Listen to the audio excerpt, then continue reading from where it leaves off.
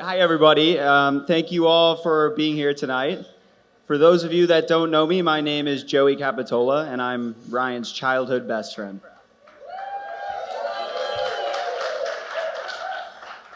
Tonight, I wanted to share a story with you, a story that Ryan probably doesn't even really remember, but I think it does a really good job of encapsulating who he is as a person. So, rewind to about the fourth grade. Ryan and I, we barely knew each other at this point in our lives. We went to the same elementary school, same middle school. We went to different high schools, though, because Ryan went to the high school for genius kids, and I went to the regular high school. But we both grew up playing a lot of soccer. And when we first met, there was really only one difference between Ryan and I. Ryan was on the A team, and I was on the B team. Now, when we were growing up, we used to wear these blue and yellow travel soccer jackets. You remember these, Ryan? And others in the room might remember them as well. They had this big patch going across the front, and you could unzip and replace the patch based on what team you're on. These jackets, they pretty much determined your social status when we were kids. All the cool kids, they had the Bulldogs patch, that was the A team. While the not so cool kids, the B team, that was me, we wore the Lightning patch.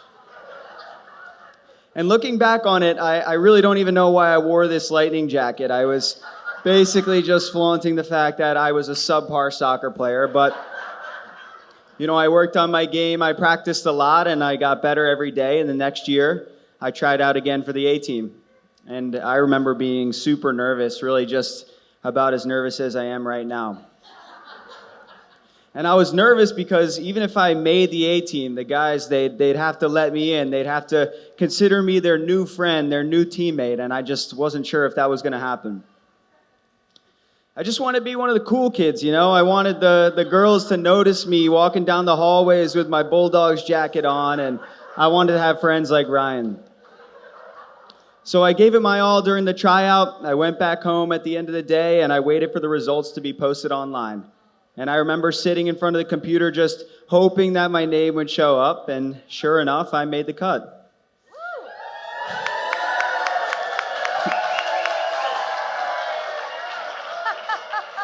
I was so excited, I couldn't wait to go to school the next day and tell everyone that I was a Bulldog.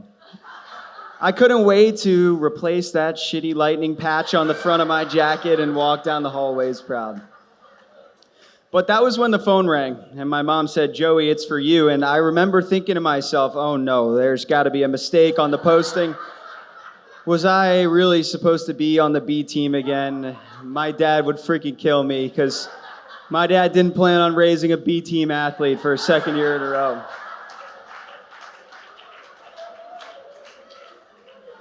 I took the phone. "Hello," I said, thinking I was going to be talking to one of the coaches. "Hi, Joey. This is Ryan McLaughlin. I just wanted to call you and say congratulations on making the team. I'm looking forward to playing with you this season." I couldn't believe it. Looking back on it, it's amazing. An 11-year-old kid calling another 11-year-old kid, wishing him a congratulations. Full-blown adults don't even think to do that, let alone a young kid. And it was at this point that I knew that Ryan and I, we'd be buddies for life. And I tell you guys this story not just because it's a beautiful representation of who Ryan is as a person, but because it's just as much a representation of his parents and his family. All of you here today, you all know the McLaughlins. They're the most humble and loving people I know. They raised one of the greatest guys I know, a guy I'm proud to call my best friend.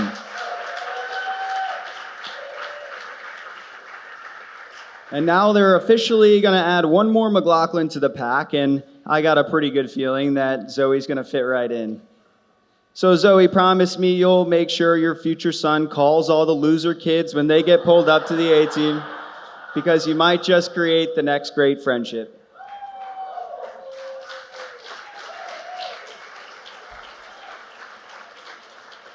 So with that, I have a phone call to make tonight because there's someone that I need to congratulate. Ryan, I don't know if you have your phone on you, but I want you to let this one go to voicemail and see, when most people call their friends, they pull up their contact list and they search by the name, and I don't even know my own brother's phone number without looking it up, and I know my dad doesn't know my number without looking it up, but I know Ryan's by heart because I called him every day when we were young. And you see, Ryan got the cell phone a little earlier than everybody else. I was still dialing from the home phone when we were young.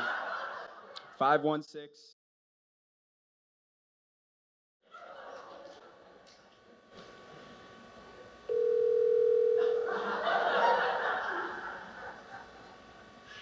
Hi, you've reached Ryan McLaughlin. Leave me a message and I'll get back to you as soon as I can. Thank you.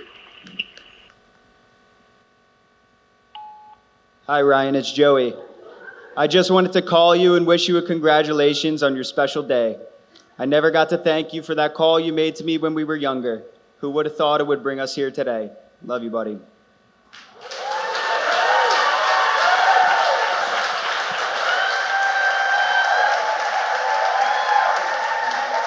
Put your hands together for Joey.